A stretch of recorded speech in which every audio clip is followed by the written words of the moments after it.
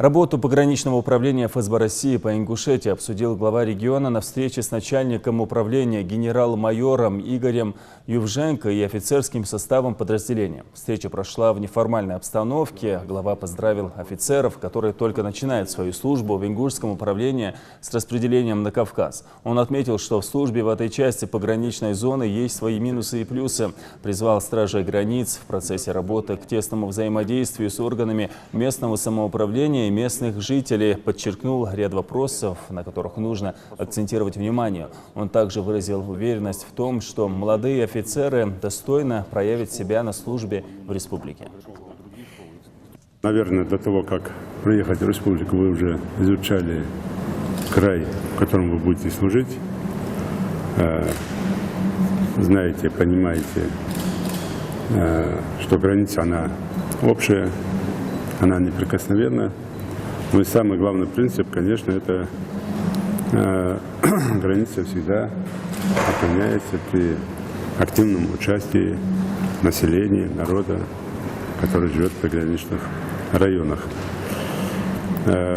Служба на Кавказе в целом, или же служба тем более в Ингушетии, она, конечно, определенные трудности, сложности есть, с учетом горно-лесистой местности, горной местности, с учетом погодных или других явлений.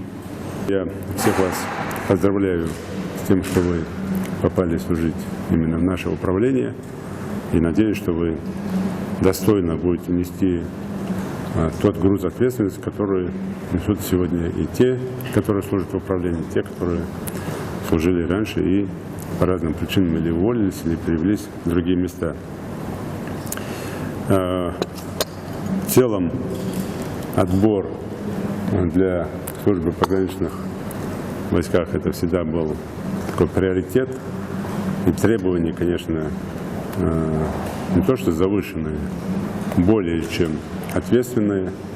И каждому офицеру, который работает, служит, надо это понимать. Я уверен, что вы это все понимаете. И обратил бы внимание ваше на тесное взаимодействие с местными органами власти, как сельских поселений, так и муниципальных образований.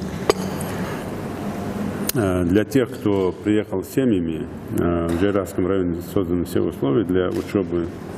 И школа есть, и садик есть, поэтому если жены есть педагоги, если жены есть врачи, там великолепная больница в том числе. Если дома жены, работники там, туристического направления, там профессии есть, тоже там есть условия трудоустроить. Поэтому здесь тоже смотрите, заранее заявку подавайте и оформляйте это дело. Тоже здесь проблем не будет. А в основном я вас еще раз поздравляю с тем, что вы приехали служить в Ингушетию. Желаю успехов в службе и уверен, что граница также будет на замке. И вы также достойно будете продолжать службу на границе.